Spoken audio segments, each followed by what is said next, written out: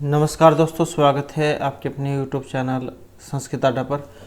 दोस्तों, आज की जो वीडियो में हम करने वाले हैं, आपका जो टीजीटी, पीटी, पीआरटी में कोई सा भी एग्ज़ाम है, या फिर आप कह सकते हैं कि जैसे आपका सीटेट का जो एग्ज़ाम हाल ही में जुलाई में होने वाला है, और इसके अलावा जो कोई अन्य भी एग्ज़ाम है किसी अन्य राज्य में, तो सभी के लिए जो यहाँ पर ये महत्वपूर्ण है, क्योंकि जो क्वेश्चन होते हैं वो नहीं बदलते हैं और किसी न किसी एग्ज़ाम में घूम फिर कर उसे दोबारा से पूछ लिया जाता है। तो इस कारण से सभी के सभी जो क्वेश्चन है यहाँ पर ये महत्वपूर्ण है। और अगर आप हमारे इनसे पहले वाली वीडियो को देखना चाहते हैं तो इसे आप हमारे चैनल की प्लेलिस्ट में जाकर देख सकते हैं। और आप हमारा जो टेलीग्राम ग्रुप है उसे भी ज्वाइन कर सकते हैं, क्योंकि जो भी कोई नई वैकेंसी है, इस संबंध में महत्वपूर्ण जो अपडेट है तो इस पर हम डालते रहते हैं। और इसका जो लिंक है वो आपको इस वीडियो के डिस्क्रिप्शन में मिल जाएगा। इसके अलावा अगर आपने अब तक हमारे चैनल को सब्सक्राइब नहीं किया तो सब्सक्राइब कर लीजिएगा। तो सबसे पहले जो हमारा यहाँ पर जो गद्यांश जो वो आ जाता है, और गद्यांश जो होता है ये एक एग्ज़ाम में एक महत्वपूर्ण जो आप हिस्सा कह सकते हैं, क्योंकि यहाँ से क्वेश्चन जब एग्ज़ाम में पूछे जाते हैं तो वो जो है 100% सही होते हैं। मतलब अगर आप उसको ध्यान से पूरा पढ़ लेते हैं तो जितने भी नंबर है, 4 नंबर 5 नंबर, तो सारे के सारे ये आपके सही हो सकते हैं, क्योंकि ये समय तो ज़्यादा लेता ही है, लेकिन यहाँ पर शॉर्ट वाले आंसर होते हैं। क्योंकि और जो भाग होता है वहाँ पर अगर आप आंसर कर भी देते हैं तो उसके बारे में ये नहीं पता लगता है कि ये सही होगा नहीं होगा। लेकिन जो गद्यांश है इसका अगर आप ध्यानपूर्वक कर लेते हैं तो 100% जो आपके सही आंसर उसमें से हो जाता है, क्योंकि आंसर जो है इसमें ही दिए गए होते हैं। तो इस कारण से जो गद्यांश महत्वपूर्ण होता है अगर एग्ज़ाम में आता है।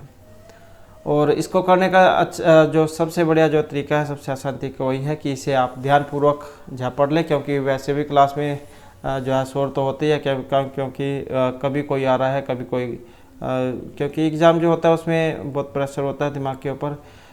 साइन कराने वाले आ गए, मोहर लगाने वाले आ गए, तो इस प्रकार से जो है और ये भी रहता है कि एग्ज़ाम जो है यहाँ पर हमें समय पर भी पूरा करना है। तो इसका सबसे अच्छा तरीका यही है कि इसे आप एक बार में ही ध्यानपूर्वक पढ़ लें, ताकि बार बार आपको इसको ना पढ़ना पड़े और पहली बार में ही आप सभी जो क्वेश्चन है उनको हल कर लें। तो यहाँ पर इसमें क्या कहा गया है, ये एक जो कुत्ता और गधा जो है उसकी यहाँ पर इसमें कहानी आई है। अस्ति वाणस्याम कर्पूर पटक नाम का रजक है। तो वाणसी में जो एक कर्पूर पटक नाम का एक क्या धोबी रहता था। स च एकदा अभिनव वेश्यया वधवा स चिरम केली कृत्वा निर्भरम आलिंग्य प्रसुप्त है। एक बार क्या है, वे जो अपनी जो नई जो उनकी जो बहू थी, तो उसके साथ बहुत लंबे समय तक जो क्रीड़ा कर रहे थे, और क्रीड़ा करते हुए उनका आलिंगन करके सो जाते हैं, क्योंकि उनका जो शीघ्र विवाह हुआ था। तो इस समय तो वह क्या है उनके साथ मनोहर क्रियाएँ कर रहे थे, और करते करते क्या है वे आलिंगन होकर सो जाते हैं। तदंतरम तद गृह द्रव्यानि हर्तुम चोरा प्रविष्ट है। और उसके बाद उनके घर में जो धन जो है उसको चुराने के लिए चोर प्रवेश करते हैं। तस्या प्रांगणे गदर्भः बद्धः तिष्ठति और कुकुरः च उपविष्टः अस्ति। और उनका जो आंगन जो था, बाहर जो खुला कह सकते हैं, आंगन कह सकते हैं, प्रांगण, तो उसमें गधा बंधा हुआ था। कुकुरा उपविष्टः अस्ति, और कुत्ता वहीं पर बैठा था। अथ गदर्भः स्वानम आहा। उसके बाद जो गधा जो था, गदर्भः गधा, स्वानम आहा, उनके द्वारा जो है कुत्ते को कहा गया, या उसने कुत्ते को कहा, सखे मित्र भवतः तावत अयम व्यापार है, कि आपका तो यही काम है, तत्किमिति, तो यह करो। क्योंकि वो क्या कहता है कि जैसे वो चोर को देखता है तो उससे कहता है कि तुम्हारा तो काम यही है, तो तुम इसको करो। तब ऊँचे शब्द है कृत्वा स्वामिनम न जागृषि। तो तुम ऊँचे शब्द करके अपने स्वामी को क्यों नहीं जगाते हो, अपने मालिक को क्यों नहीं जगा रहे हो, जब तुम्हारा तो यही काम है। तो ऊँचे शब्द करके अपने स्वामी को क्यों नहीं जगा रहे हो। कुक्रह ब्रूते, कुत्ते ने कहा, भद्र मित्र, मम नियोग से चर्चा तो न कर्तव्य, कि मेरे काम की जो चर्चा है तुम्हारे द्वारा नहीं की जानी चाहिए, कि मैंने क्या करना है। तो मैं किम न जानसी यथा तस्य अहनिशम गृह रक्षम करोमि। क्या तुम नहीं जानते हो कि यथा तस्य अनिशम गृह रक्षा करोमि, कि मैं उनकी दिन रात घर की रक्षा करता हूँ। यतोयम चिरात निवृत्त है मम उपयोग न जानते, क्योंकि वह बहुत लंबे समय से क्या है सेवानिवृत्त मुझे कर चुके हैं, मेरा उपयोग नहीं जानते हैं। तेन अधुनापि मम आहार दाने मन दादरा है, और मुझे वो क्या है भोजन देने में भी आप वो क्या है सोचते हैं कि सही समय पर क्या भोजन नहीं देते हैं। यतः विधना विदुर दर्शन स्वामी उपजीव से मन दादर है भवंती, और उसके दर्शन के बिना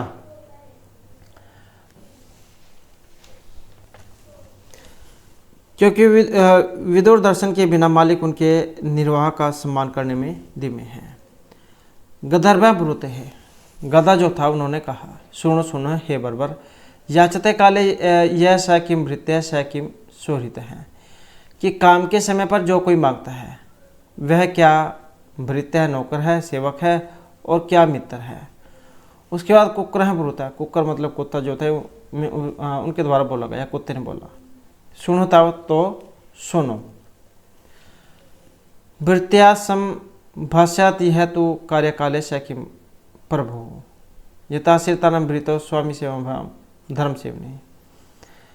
उसके बाद जो कुत्ता जो था वो बताता है कि भृत्यात संभाष्यत काले संभाष्यत तो कार्यकाले से किम प्रभु, कि कार्य के समय पर जो अपने सेवक को संबोधित करता है वह क्या मतलब मालिक है, कि पहले तो जब उनके बारे में सोचता नहीं है, और जब जरूरत पड़ती है तब ही उनके बारे में सोचता है।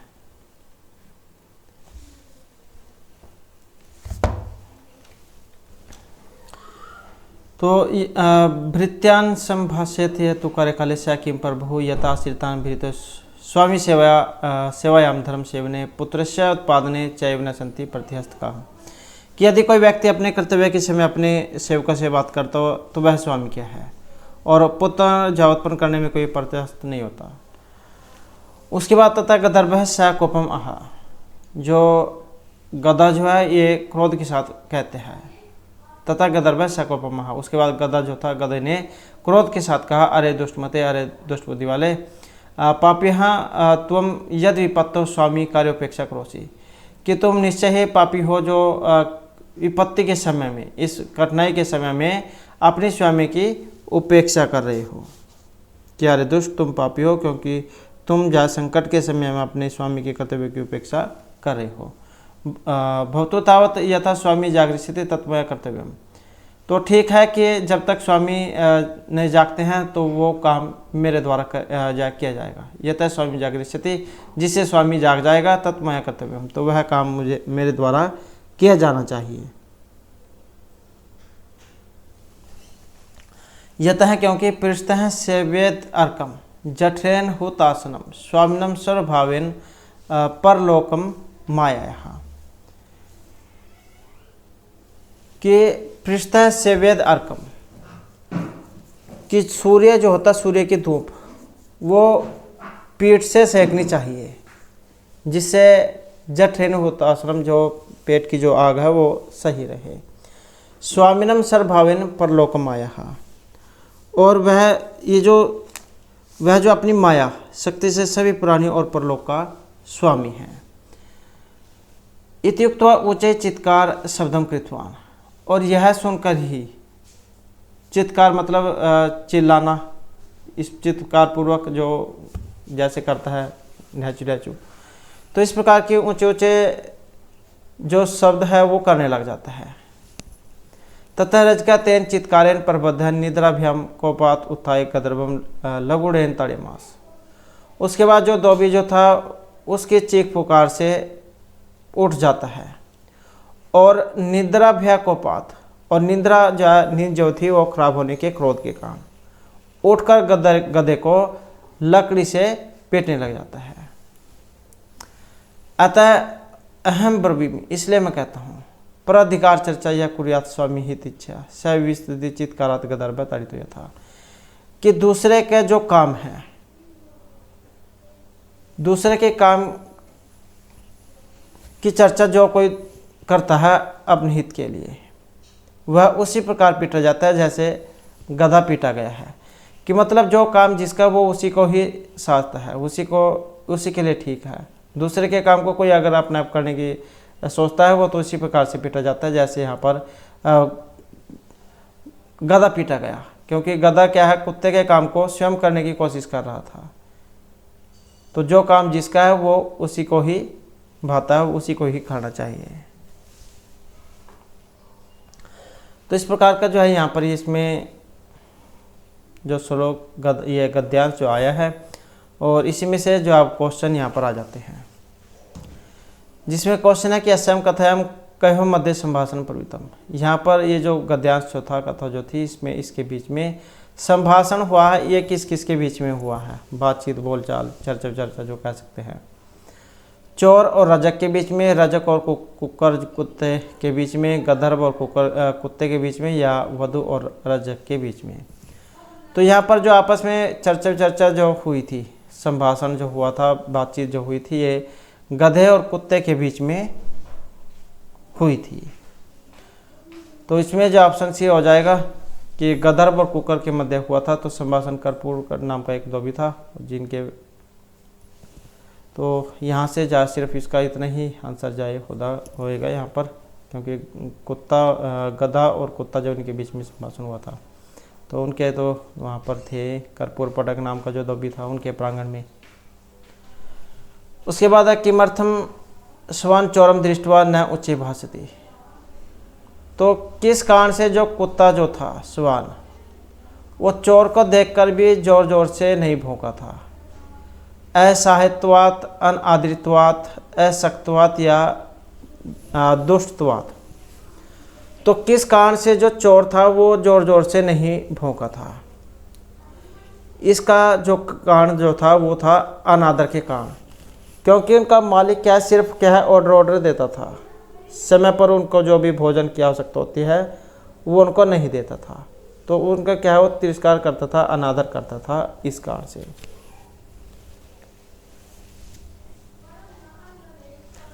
तो कुत्ते को चोर को देखकर जोर से तेज आवाज़ में इसलिए नहीं भौंका क्योंकि जो धोबी जो था उसकी नींद टूट जाती है, और इसलिए उसने अपनी स्वयं की नींद भंग न हो, इसलिए वह ऊँची आवाज़ में नहीं बोला। तो इसका कारण ये था उसका अनादर करना।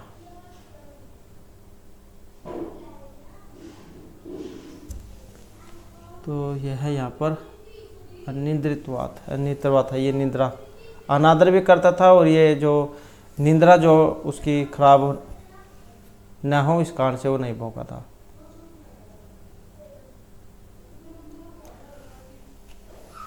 नेक्स्ट है रजकस्य नाम की जो धोबी जो था उनका नाम विष्णु शर्मा था, कर्पूर पटक था, स्वामी नारायण है। तो कर्पूर पटक नाम का था धोबी, और कहाँ का रहने वाला था? वाराणसी का। उसके बाद है गदर्भेन केन उपायन रजकः कौपिता। गधा जो था वो किस उपाय से धोबी को क्रोधित करता है? गदर्भत्वेन, चित्कारेण, संभाषण या चोरागमनेन। तो गदर्भेन केन उपायन रजकः कौपिता, किस उपाय के द्वारा उसको गुस्सा दिलाया गया? तो ये था जब वो जोर जोर से चिल्लाने लगा था, चित्कार करने लगा था। तो गधा जो था वो चित्कार के कारण धोबी को क्रोधित कर देता है, क्योंकि उस समय जो धोबी था वो सो रहा था और उनके घर में चोर आता है। तो उसके चित्कार के कारण जो धोबी जा वो क्रोधित हो जाता है, क्योंकि उनकी नींद खराब हो जाती है। उसके बाद है रजगः अकस्मात प्रबुद्ध। जो धोबी जो था वो उठा था कुकर के शब्द के कारण, चोर के आने के कारण, गदर के चित्कार के कारण या सूर्योदय के कारण। तो धोबी जो उठा था वो क्योंकि जो गधा जो था वो चिल्लाने लगा था, तो इस कारण से। तो धोबी रजक गधे की चित्कार अर्थात ऊंची आवाज़ के कारण जाग गया था। रजक सो रहा था, तब उसने गधे की तेज आवाज़ को सुना, तो उसकी निंद्रा भंग हो गई और वह उठ गया। उसके बाद है अस्य कथाया नीति। ये जो कथा है इसमें क्या कहा गया है? स्वामी न सेवेत, स्वामी की सेवा नहीं करनी चाहिए। प्रधिकार चर्चा न करियात, दूसरे के अधिकारों की चर्चा नहीं करनी चाहिए, क्योंकि जो काम जिसके हैं वो उसी को ही करने चाहिए। और ये नहीं कहना चाहिए कि ये काम तुम करो, क्योंकि जो जिसका काम है वो उसी को ही सही लगते हैं। चित्कारम न करियात, चिल्लाना नहीं चाहिए, या मित्र कार्य नहीं करना चाहिए। तो यहाँ पर जो इसमें कथा जो गद्यांश जो थी, कथा जो थी, इसमें ऑप्शन बी वाला आया है, दूसरे के अधिकार की चर्चा नहीं करनी चाहिए कि भाई तुम ये जाकर ये काम करो। तो इस कथा से जो हमें ये शिक्षा मिलती है कि दूसरे के अधिकार क्षेत्र के विषय में परस्पर वार्तालाप, चर्चा परिचर्चा नहीं करनी चाहिए, केवल अपने अधिकार क्षेत्र तक ही सीमित रहना चाहिए तथा दूसरे कार्य में हस्तक्षेप नहीं करना चाहिए। उसके बाद यहाँ पर समाप्ति इत्यस्य पर्याय पदम, जो स्वान जो है इसका पर्याय कौन सा है? गद्दर्भ, रजक, कुकरा या चोर है। तो इसका पर्यायवाची शब्द है जो होता है ऑप्शन बी वाला, तो ये कुत्ता जो है इसी का अर्थ है स्वान। उसके बाद आदर है, इसका जो विलोम है वो कौन सा होगा? अनादर है, कोप है, दुष्टता या समान है। तो आदर है का विलोम क्या होगा? आदर का क्या होगा? तो इसका होगा अनादर, तो यही या फिर इसका हो जाएगा।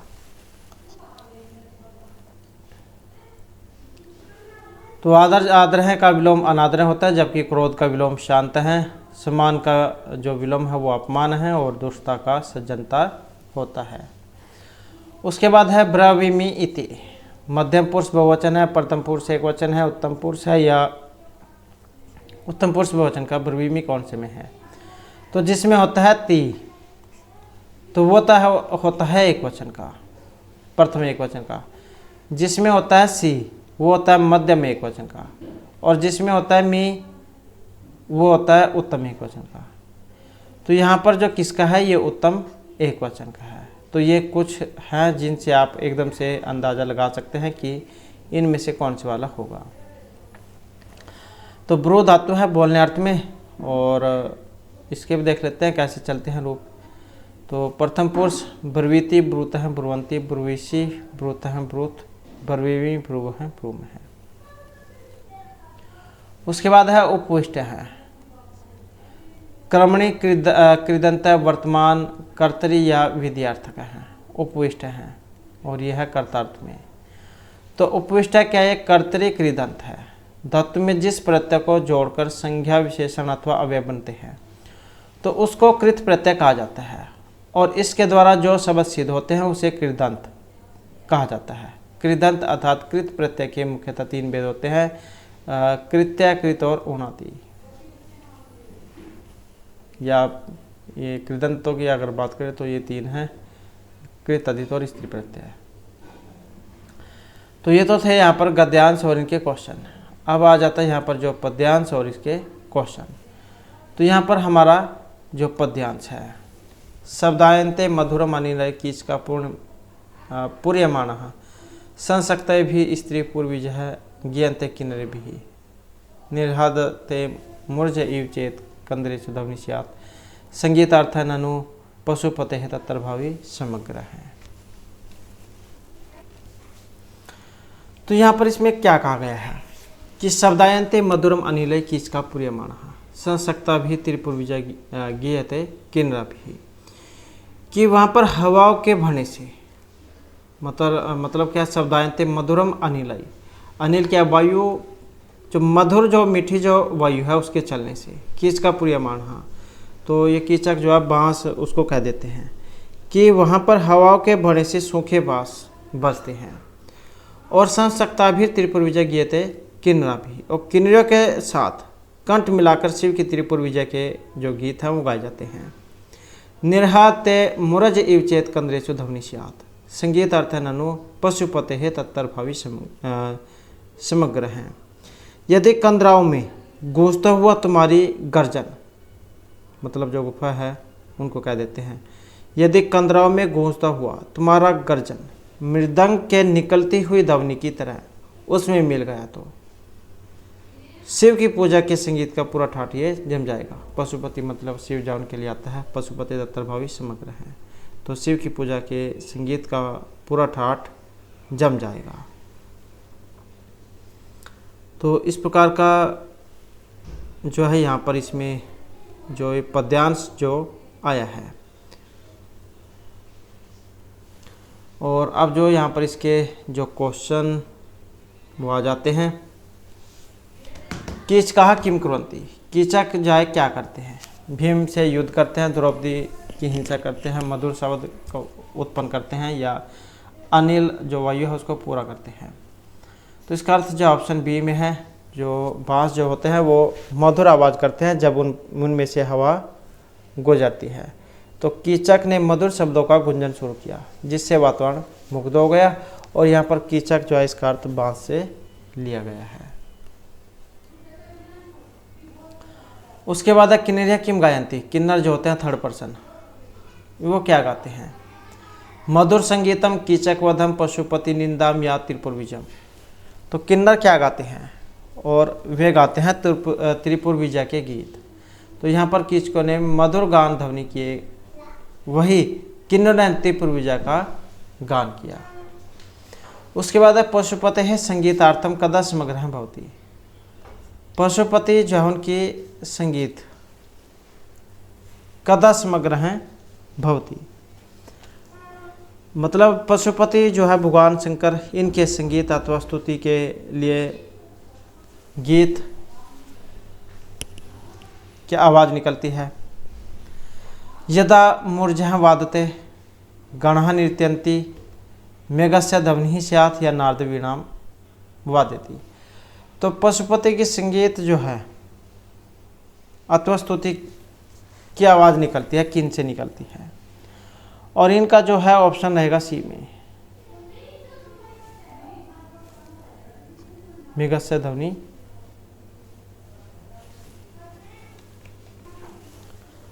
अब यहाँ पर जो है इसमें दो आंसर सही है, एक तो ये वाला भी सही है, यदा मूर्जः वादते, जब मृदंग की बजते हैं। तो वो आप देख लेना एग्जाम में अगर इस प्रकार का क्वेश्चन आ जाता है तो कौन से वाला आएगा, क्योंकि पशुपति भगवान शंकर के संगीत अथवा स्तुति के लिए जब मृदंग की आवाज़ निकलती है अथवा जब मृदंग बजता है तब उसमें यदि मेघ क्या ध्वनि सुनाई पड़ती है तब पशुपति के संगीत की संपूर्णता मानी जाती है। तो इस कारण से दोनों आंसर यहाँ पर सही इसमें हो जाते हैं। जैसे पशुपति भगवान शंकर के संगीत अथवा स्तुति के लिए जब मृदंग मुरज की आवाज़ निकलती है अथवा जब मृदंग बजता है तब उसमें यदि मेघ की ध्वनि सुनाई पड़ती है तब पशुपति के संगीत की संपूर्णता संपन्न होती है। उसके बाद है इदम पद्म कस्मिनी वृत्ति निबद्धम। ये जो यहाँ पर पद्यांश है एक किस वृत्त में है? भुजंग प्रियाति है, इसमें छंद वगैरह मतलब वसंतील का है, अनुष्टुप छंद है या मंदक्रांता छंद है। तो किस वृत्त में है ये? और इसका जो संबंध है मंदक्रांता जो छंद वाला वो आया है यहाँ पर। तो इस पद्य में मंदक्रांता जो छंद है उसका प्रयोग हुआ है, और महर्षि कालिदास के द्वारा जो रचित है मेघदूत, इसमें आया है मंदक्रांता छंद। और इसका जो लक्षण है मंदक्रांता जल्दी सड़ गए मरभो न तात गुरुचेत, ये वाला होता है। और इसमें 17 अक्षर होते हैं। समृत इसको माना गया है, समृत मतलब समान जो अक्षर होते हैं इसमें। और इसका जो प्रत्येक पाद है इसमें मगण भगण नगण 2 तगण और 2 गुरु माने गए हैं। मगण भगण नगण 2 तगण और 2 गुरु। और इसमें चौथे छठे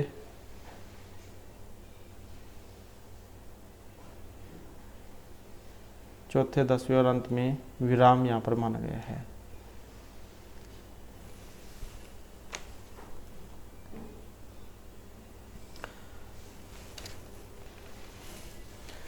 तो ये जो है यहाँ पर इसमें ये सही कर लेना आप, क्योंकि यहाँ पर चौथे और छठे पर होती है 4, 6 और 7, ये जो इसका सही क्रम है। चौथे छठे और 7वें, क्योंकि 6, 4, 10 और 7, 17। तो इस प्रकार से जो माना जाएगा, ये आप इसका कर लेना। चौथे छठे और 7वें पर इसमें यति होती है। तो इस प्रकार से जो है होगा। उसके बाद अस्य पदस्य तृतीय पादे का अलंकार है। यहाँ पर जो तीसरा पाद है इसमें अलंकार है, रूपक अर्थांतरन्यास उपमा अन्वय। तो इसमें जो है ऑप्शन सी उपमा जो अलंकार है उसको माना गया है। तो संप्रति पद्य के तीसरे वाक्य में उपमा अलंकार माना गया है। 2 वस्तु में समान धर्म के प्रतिपादन को उपमा कहते हैं। उपमा का अर्थ समानता, तुलना या बराबरी से है। उपमा के लिए 4 बातें जरूरी होते हैं: उपमेय, उपमान, समानतावाचक पद और समानकारी है। तो ये होता है उपमा अलंकार। उसके बाद जो यहाँ पर जो हमारा पेडागोजी है उससे संबंधित जो क्वेश्चन है वो आ जाते हैं यहाँ पर, और जिसमें जो यहाँ पर क्वेश्चन है कि संप्रेषणात्मक भाषा शिक्षणे उपयोग रूढ़ि शब्दों यथा संख्यम एतः सूच्यते हैं। तो ये जो संप्रेषणात्मक भाषा शिक्षण जो है, संप्रेषणात्मक भाषा शिक्षण में उपयोगी रूढ़ि शब्दी, रूढ़ि शब्द ध्वनि क्या है? कोशस्य उपयोग अर्थम च ध्वनि शास्त्रम व्याकरणम च अर्थरूपम च व्याकरणम ध्वनि विज्ञानम च। तो इसका जो ऑप्शन सी वाला यहाँ पर माना गया है ध्वनि शास्त्रम और व्याकरण को। तो संप्रेषणात्मक भाषा शिक्षण जिसमें उपयोगी रूढ़ि शब्द ध्वनि शास्त्र एवं व्याकरण को सूचित करती है। उदाहरण के व्याकरण के अभ्यास के द्वारा संस्कृत पढ़ाई जाती है, तो ध्वनि शास्त्र का ज्ञान कराया जाता है, और ये दोनों रूढ़ि शब्द संप्रेषणात्मक भाषा शिक्षण के लिए उपयोगी हैं। उसके बाद है भाषा शिक्षण नियंत्रणम नाम। भाषा शिक्षण में जो नियंत्रण है, लक्ष्य भाषा या निर्गल उपयोग हैं, परिवीक्षित भाषा शिक्षणम, उपाध्याय नियंत्रित भाषा शिक्षणम या यथार्थता निर्धारितुम व्याकरण से उपयोग हैं। तो भाषा शिक्षण में जो नियंत्रण नाम है, नियंत्रण का एक प्रकार है जो ऑप्शन डी में है, यथार्थता निर्धारितुम व्याकरण से उपयोग है, अर्थात यथार्थता निर्धारण करने के लिए व्याकरण का जो उपयोग है वो किया जाता है। उसके बाद है छात्रे कृता सर्वे भाषा दोषा अध्यापके न एव शोधनीय यत है। तो छात्र के द्वारा जो भाषा दोष किया जाता है वो अध्यापक के द्वारा स्वयं ही उनको संशोधन नहीं किया जाना चाहिए। क्यों? तद अत्यंत दुष्कर्म प्राय दोषा भाव अबोधनम सूचयन्ति दोषोधनम भाषा बोधन से भागन या छात्र शिक्षकान प्रेक्षितम सउद्देश्यम दोषान कुर्वन्ति। तो यहाँ पर इनमें कौन सा माना गया है? और यहाँ पर देखें तो जो ऑप्शन बी वाला है इनको माना गया प्राय दोषा भाव बोधनम सूचयन्ति, कि छात्रों के द्वारा भाषा दोष प्राय भाषा के स्पष्टीकरण में विसंगति को प्रकट करते हैं, इसलिए इस पर अध्यापक द्वारा विशेष ध्यान देना चाहिए।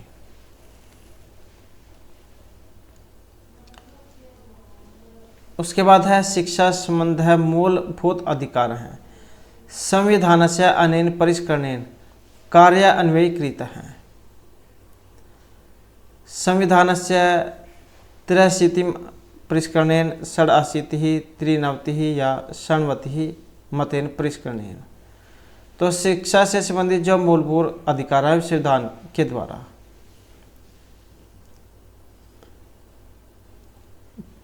और इसका जो देखा जाए तो ऑप्शन बी वाला यहाँ पर माना गया है। तो यह 87, 60 मतलब 6, 80 मतलब 80, तो 80 और 6 86। तो शिक्षा से संबंधित जो मूलभूत अधिकार है संविधान के 86वां जो संविधान संशोधन हुआ था 2007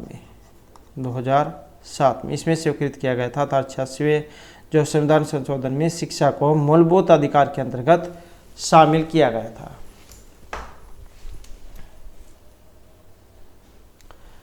उसके बाद है उच्च प्राथमिक स्तरे पठन कौशलम परीक्षितुम उत्तम उपाय है। तो उच्च प्राथमिक स्तर में पठन कौशल परीक्षण के लिए उत्तम उपाय कौन सा है?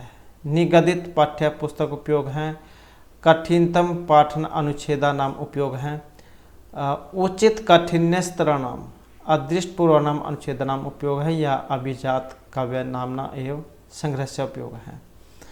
तो ये जो उच्च प्राथमिक जो स्तर है, उच्च प्राथमिक स्तर पर पठन कौशल के परीक्षण का सबसे अच्छा जो उपाय है, उत्तम उपाय कौन सा है? तो ये जो ऑप्शन सी वाला है, उचित काठिन्य स्तरनाम अदृष्ट पूर्वानाम अनुच्छेदनम उपयोग है, कि उच्च प्राथमिक स्तर पर पठन कौशल के परीक्षण का सबसे जो उत्तम उपाय है उचित कठिन शब्द के स्तरों तथा पूर्व में पढ़ाए गए अनुच्छेदों का उपयोग किया जाता है। उसके बाद है छात्राणाम स्वायत्ताम प्रउन्नति कर्तुम परिणामकारीषु मार्गेषु एक है। छात्राणाम स्वायत्ताम प्रउन्नति कर्तुम परिणामकारीषु मार्गेषु एक है। छात्रों से प्रश्नों का पूछा जाना उनके ज्ञान को प्रोत्साहित करता है। परिप्रश्नम कर्तुम छात्राणां प्रोत्साहनम, कठोर अनुशासन विधि, निगदित पाठ्यानाम सविस्तरम पाठनम या पुनः पुनः छात्राणां परीक्षणम। और इनमें देखें तो जो है ऑप्शन ए वाला हमारा माना गया है। परिप्रश्नम कर्तुम छात्राणां प्रोत्साहनम, छात्रों से प्रश्नों का पूछा जाना उनके ज्ञान को प्रोत्साहित करता है और इससे उनमें अध्ययन के प्रति विशेष रुचि बनी रहती है। और प्रश्नों का सही उत्तर देना उनकी अपनी ज्ञान गरिमा का बोधक होता है। उसके बाद है रचनात्मक आकलन से प्रधान उद्देश्य है। रचनात्मक जो आकलन है इसका प्रधान उद्देश्य कौन सा है? उत्तीर्णताया अनुत्तीर्णताया निदान, जो पास है या नहीं पास है उनका उद्देश्य निदान करना। उपलब्धि को मापना, बोधन अध्यय उन्नतीकरणम या छात्र दोष अन्वेषणम। तो रचनात्मक आकलन का जो प्रधान उद्देश्य कौन सा है? और इसका जो यहाँ पर उद्देश्य है ऑप्शन सी से है, बोधन उन्नतीकरणम। तो रचनात्मक आकलन का जो प्रधान या प्रमुख उद्देश्य क्या है? तो ये बोधन के अध्ययन की उन्नति से है, अर्थात ज्ञान के अध्ययन का आकलन रचनात्मकता के द्वारा किया जाता है, क्रिएटिविटी जो होती है उसके द्वारा। उसके बाद है व्याकरण बोधनस्य उत्तम उपाय है। व्याकरण जो बोधन है पढ़ाना उसका उत्तम उपाय सविवेकम व्याकरणांश अभ्यासस्य उपयोग है। अलंकार बोधने केंद्रीकरणम, व्याकरण कार्य नाम एकीकृत उपयोग है या व्याकरण सूत्र नाम छात्री कंठस्थीकरणम। तो व्याकरण बोधनस्य उत्तम उपाय है और व्याकरण के ज्ञान जो उसका सबसे उत्तम उपाय कह सकते हैं आप। सबसे उत्तम उपाय जो यहाँ पर ऑप्शन सी वाला माना गया है, व्याकरण कार्य नाम एकीकृत उपयोग है। व्याकरण के ज्ञान के लिए क्रियात्मक व्याकरण का एकीकृत उपयोग यह अनिवार्य है। तो उसके बारे में देख लेते हैं। तो व्याकरण के ज्ञान का जो यहाँ पर सबसे उत्तम उपाय जो माना गया है ये है व्याकरण के ज्ञान के लिए क्रियात्मक व्याकरण का एकीकृत उपयोग अनिवार्य होना। मातृभाषा के लिए क्रियात्मक व्याकरण उपयुक्त हो सकता है, अर्थात छात्र को उस भाषा का प्रारंभिक ज्ञान कराना आवश्यक है और व्याकरण का वेद का मुख बताया गया है, ये उसमें से है जो वेद के जो 6 अंग माने गए हैं, शिक्षा, कल्प, व्याकरण, युक्त, ज्योतिष और छंद। तो व्याकरण जो है ये वेद पुरुष के किससे उत्पत्ति मानी गई है? मुख से। तो ये अलग अलग जो अंग है उनसे उत्पत्ति हुई है। वेद के ये 6 अंग माने गए हैं, शिक्षा, कल्प, व्याकरण, युक्त, ज्योतिष और छंद। उसके बाद है भाषा अध्ययन आकलन चय विभाग है नाम। भाषा अध्ययन में और आकलन में विभाग पोर्टफोलियो नाम। साविधिक लेखनिक परीक्षा, प्रतिसन्नम क्रियामाणाम मौखिक की परीक्षा, छात्र कालिका कार्य संग्रह है यह तस्या प्रगति में दर्शित या प्रतिसन्नम छात्र व्यवहार अभिलेखनम। तो भाषा अध्ययन में आकलन विभाग क्या है? तो भाषा अध्ययन और आकलन के विभाग का नाम, और इसमें है ऑप्शन सी वाला, छात्रा या कालिक कार्य संग्रह है और तस्या प्रगति दर्शित। तो भाषा अध्ययन और आकलन के विभाग का नाम जो है वो है छात्रों के समय अनुसार कार्यों का संग्रह है और उसकी प्रगति को देखना। आकलन करना मतलब जो मूल्यांकन करना हो गया। नेक्स्ट आ जाता है इतिवृत्त अभिलेखन से उपयोग है। शैक्षिक क्षेत्र नाम प्रशंसता, जीवनस्य अभिवृत्ति नाम मौल्य नाम, जीवन कौशल नाम आकलनम, छात्र नाम क्रियात्मक आवश्यकता नाम विश्लेषणम या भाषिक नैपुण्य आकलन सहायम। तो इतिवृत्त अभिलेखन से उपयोग है। तो इतिवृत्त अभिलेखन का उपयोग जो है ऑप्शन बी से है, जीवनस्य अभिवृत्ति नाम मौल्य नाम, जीवन कौशल नाम आकलनम। इतिवृत्त अभिलेखन का उपयोग मौलिक जीवन में कुशलता के आकलन से संबंधित है। नेक्स्ट आ जाता है पाठस्य सम्यक परिसर्पणम नाम। पाठ के संवेग परिसरण का नाम। निर्देश सूचनान्वेषणम पाठ्यवस्तुना प्रमुख उद्देश्यम द्रष्टुम शीघ्रावलोकनम असंबद्ध सूचना तेजनम या मंदम मंदम सावधानम च पठस्य पठनम। धीरे धीरे मतलब सावधानों का पाठ को पढ़ना। तो पाठ का संवेग परिसरण यहाँ पर क्या है ये, और इसका जो संबंध ऑप्शन सी से है असंबद्ध सूचना त्यजनम, अर्थात पाठ में जो भी सूचनाएं, यहाँ से देख लेते हैं कि पाठ में जो भी सूचनाएं उससे असंबंधित हो अर्थात उसे पाठ से संबंध न रखती हो उनका परित्याग कर देना चाहिए, और इसे ही पाठ का संवेग परिसरण कहा जाता है। उसके बाद आ जाता है कक्षायाम शिक्षिका विविधान उपायान प्रक्रियाश्च एतदर्थम उपयुज्येत। कक्षायाम शिक्षिका विविधान उपायन प्रक्रिया एतदर्थम उपयुज्येत। तो कक्षा में जो टीचर जो है अध्यापिका वो अनेक प्रकार के उपाय और प्रक्रिया को उपयोग में लाती है, तो वो क्या करना चाहती है। सवैदग्ध्यम प्रदर्शितुम परिणामकारितया छात्रान् आकलितुम शीघ्रम पद उन्नतिम स्थिरीकर्तुम या विविध छात्र प्रकाराणाम आवश्यकता पूरितुम। तो यहाँ पर जो अनेक प्रकार की विधियाँ जो उपायों का प्रयोग करना जा रही है, तो वो इसका उद्देश्य क्या है करने के पीछे, और यहाँ पर जो माना गया ऑप्शन डी वाला विविध छात्र प्रकाराणाम आवश्यकता पूरितु हो, क्योंकि जो कक्षा जो होती है उसमें शिक्षिका अनेक प्रकार के उपायों और प्रक्रियाओं का प्रयोग करती है। कक्षा में अनेक प्रकार के छात्र होते हैं जिन और शिक्षिका उन सब की आवश्यकताओं को पूरा करती है। उसके बाद है चित्रांकने पाई चार्ट मध्ये च प्रदत्तम विषम उपयुज्य प्रबंधम रचितुम यदा छात्रः निर्दिष्टः तदा प्रधान उद्देश्य अयं भवति।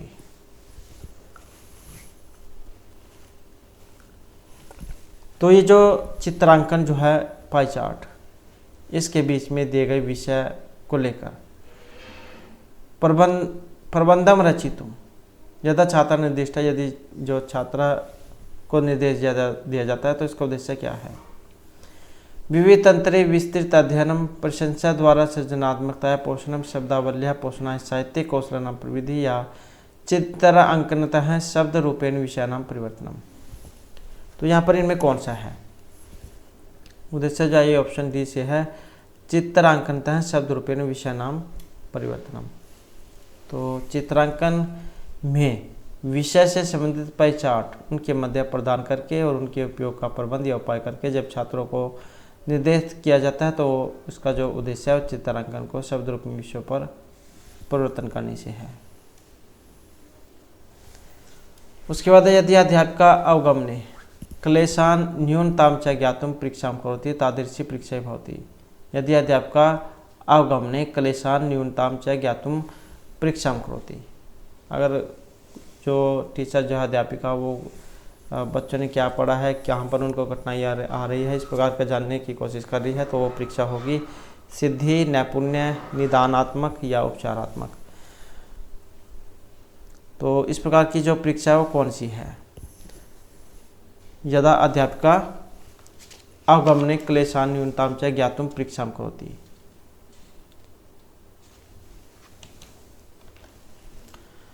तो यहाँ पर जो है इसमें ऑप्शन डी को माना गया उपचारात्मक, लेकिन जो है यहाँ पर ऑप्शन सी होना चाहिए, क्योंकि अगर किसी के कोई दिक्कत है कहीं पर उसको जानने की कोशिश कर रही है तो वो निदान होता है खोज करना, मतलब किस कारण से है, और पहले निदान होता है उसी के बाद में उसका उपचार होता है। तो यहाँ पर जो ऑप्शन सी होना चाहिए था, आप हमें कमेंट में भी बता सकते हैं यहाँ पर ऑप्शन सी आना चाहिए या डी आना चाहिए, क्योंकि यहाँ पर जो है ऑप्शन सी आना चाहिए, क्योंकि सबसे पहले जो एक बच्चों में कहाँ पर कमी है, किस कारण से है, तो उसी की खोज होगी, बाद में उपचार होगा। तो आप कमेंट में जो हमें जरूर बता दीजिएगा। उसके बाद है छात्रः कथायाः अंतम प्रवृत्तिः कथा पुनः लेखितुम यदा निर्दिशन्ते तदा प्रधान उद्देश्य है कि छात्रा कथाया अंतम प्रवृत्तिः कि कथा के अंत में जब छात्रों से प्रवर्तन करके कथा को लिखने के लिए जब निर्देश दिया जाता है तो इसका उद्देश्य है छात्र कथा अंतम प्रवृत्तिः कथा पुनः लिखितुम यदा निर्दिशन्ते तदा प्रधान उद्देश्य है। कार्य संग्रह कौशलवर्धनम, टिप्पणी लेखन शक्तिवर्धनम, भाव अनुवाद कौशलवर्धनम या छात्र सृजनात्मकता वर्धनम। तो इसके पीछे उद्देश्य क्या है? और ऑप्शन है डी वाला, सृजनात्मकता को बढ़ाने के लिए। तो कक्षा के अंत में जब छात्रों से परिवर्तन करके कथा को लिखने के लिए निर्देश किया जाता है तो उसका प्रमुख उद्देश्य छात्रों की जो सृजनात्मकता है, रचनात्मकता शक्ति, उसको बढ़ाने के लिए है, उसमें वृद्धि करने के लिए। नेक्स्ट है पाठ्यचर्या नाम शिक्षण कार्यक्रम है यत्रतंते, अध्यापक कर्मचारी है मानव संपन्न मूलानी च, पाठ्य वस्तु बोधन युक्त है, अधिगमनात्मक अनुभव आकलन प्रतिमानी च, बोधन उद्देश्य साधिता नैवेति मूल्यांकन उपाय या प्रयुक्त अभिलेखानी च। तो यहाँ पर जो ये पाठ्यचर्या नाम जो है ये शिक्षण कार्यक्रम में है।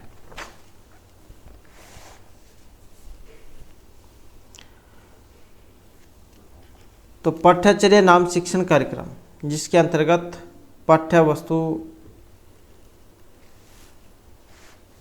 के बारे में है, तो क्या आएगा इसमें? अध्यापक कर्मचारी मानव संपन्न मूलानी, पाठ्य वस्तु बोधन युक्त, अध्यागमनात्मक अनुभव, बोधन के उद्देश्य साधिता नैवेति मूल्यांकन उपाय या प्रयुक्त अभिलेखनांश है। तो इसमें जो यहाँ पर माना गया है ऑप्शन जो है ये बी वाला हो जाएगा, पाठ्य वस्तु बोधन युक्त, अधिगमनात्मक अनुभव और आकलन प्रतिमानी के पाठ्यचर्या नामक जो शिक्षण है, शिक्षण कार्यक्रम जिसके अंतर्गत पाठ्य वस्तु बोधन युक्त अर्थात ज्ञानात्मक विकास, अधिगमनात्मक अनुभव सीखने का अनुभव तथा आकलन का प्रतिमान ये इसमें आ जाती हैं।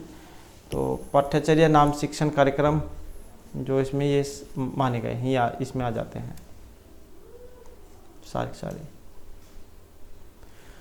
उसके बाद है भाषाधिगमने बहुभाषिकतम भवति, परमस्वम बाधा भारा या पद्धति ही, और यहाँ पर है ऑप्शन बी वाला। तो भाषाधिगमने बहुभाषिकतम ये माना गया है बाधा को।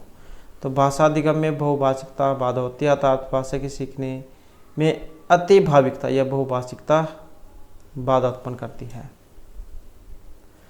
उसके बाद है वाक् कौशलम सर्ववर्धितम उत्तम उपाय है, वाक् कौशल को बढ़ाने का सबसे उत्तम उपाय वास्तव जीवन संदर्भे संवहनम, अध्यापक प्रदत्त प्रतिमानम श्रवणम, संभाषण सर्वथा दोषणम परिहरणम या आहनयुक्त क्लिष्टतर पाठनम पठनम। तो वाक् कौशल को बढ़ाने का सबसे बढ़िया तरीका कौन सा है? तो इसका जो ऑप्शन सी वाला माना गया है, संभाषण सर्वथा दोषणम परिहरणम, संभाषण में दोषों को दूर करना। तो वाक् कौशल को बढ़ाने के लिए, संवर्धित करने के लिए सबसे जो उत्तम उपाय वो संभाषण से है, जो सर्वथा दोषों को अपहरण कर लेता है, मतलब उनको हार लेता है, दूर कर देता है। अर्थात भाषण वाक् कौशलों के लिए अत्यंत उपयोगी है जो दोषों को दूर करता है। उसके बाद है भाषा कक्षा में आसन व्यवस्था परिवर्तन सहायता यत है। तो भाषा की जो कक्षा है इसमें बैठने की जो व्यवस्था उसको परिवर्तनीय बनाया जाना चाहिए।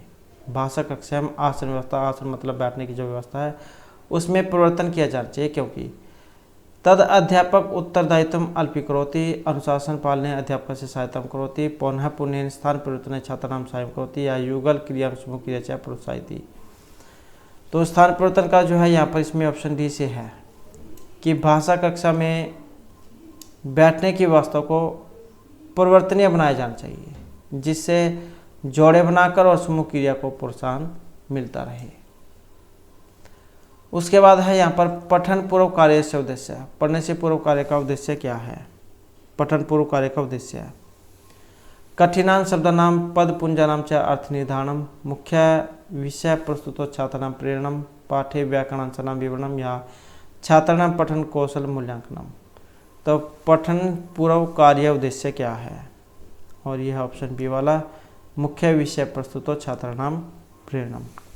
तो पठन पूर्व कार्य का उद्देश्य क्या है? मुख्य विषय को प्रस्तुत करना जिससे छात्रों को प्रेरणा मिल सके। इसलिए पठन से पहले यदि प्रमुख विषय का परिचय हो तो इससे छात्रों को प्रेरणा मिलती है।